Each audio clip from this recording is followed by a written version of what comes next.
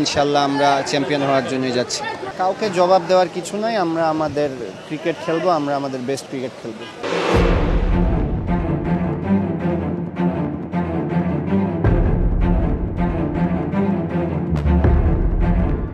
বিদায় সবসময় কষ্টের, আবেগের। বেদনার মেঘ যখন বৃষ্টি হয়ে অশ্রুধারা ঝরিয়েছে প্রিয়জনের চোখে, ঠিক তখন ওই পথেই লাল সবুজ পতাকা বুকে নিয়ে লিটনরা ছুটে গেছেন 18 কোটি মানুষের স্বপ্ন সারথি হয়ে বিজয়ের হাসি ফোটাতে।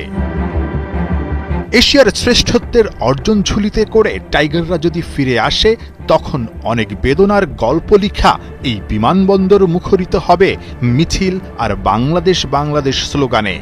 কোটি মানুষের স্বপ্ন যাদের ঘিরে, সেই ক্রিকেটাররা দেশ ছেড়েছে কতটা আত্মবিশ্বাস নিয়ে। আপনি কয়েকদিন আগেই আসলে আপনার মুখ থেকে অবশ্যই আমরা মনে প্রাণে সবাই বিশ্বাস করি, আমরা ওই রকম মাইন্ডসেট নিয়ে যাচ্ছি, ইনশাল্লাহ আমরা চ্যাম্পিয়ন হওয়ার জন্যই যাচ্ছি। পাকিস্তান আছে গ্রুপে, শ্রীলঙ্কা আছে, আবার আমরা যদি আসলে আবুধাবির রেকর্ডটা দেখি, এর আগে খুব একটা ভালো না, আমরা 2টা ম্যাচ খেলেছিলাম বাট খুব একটা ভালো করতে পারিনি। কোনো কারণে মনে হয় কিনা এবারের দলটা আসলে অতীতের সব রেকর্ড ছাড়িয়ে যেতে পারে, কারণ আমরা 2012, 16, 18 3বার ফাইনালে উঠেও আসলে চ্যাম্পিয়ন হতে পারিনি।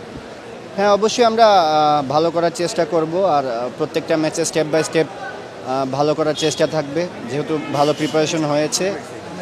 ওভারঅল যদি বলেন, আমাদের মেন লক্ষ্য চ্যাম্পিয়ন হওয়া, আর আমরা স্টেপ বাই স্টেপ ভালো খেলে আমরা ভালো একটা টুর্নামেন্ট খেলার জন্য যাচ্ছি ইনশাল্লাহ।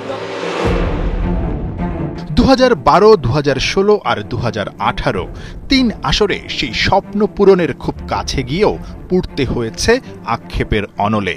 এবার হ্যাট্রিক সিরিজ জয়ের আত্মবিশ্বাস নিয়ে ক্যাপ্টেন লিটন দাস গেছেন আবুধাবিতে। লিটনকে এবার সেটাই করে দেখাতে হবে যা করতে পারেননি মুশফিক মাশরাফি। যদিও আকাশ চোপড়া, রাসেল আর্নল্ডরা টাইগারদের ফাইনালে তো দূরের কথা, সুপার 4-এ দেখছে না। দাঁত ভাঙা জবাব দিতে চায় কি জাকেররা? কাউকে জবাব দেওয়ার কিছু নাই, আমরা আমাদের ক্রিকেট খেলবো, আমরা আমাদের বেস্ট ক্রিকেট খেলবো। না, ভালো, জুলিয়ান আমাদের নিয়ে খুব ভালো কাজ করেছে, স্কিলগুলো খুব কাজে দিবে আশা করি।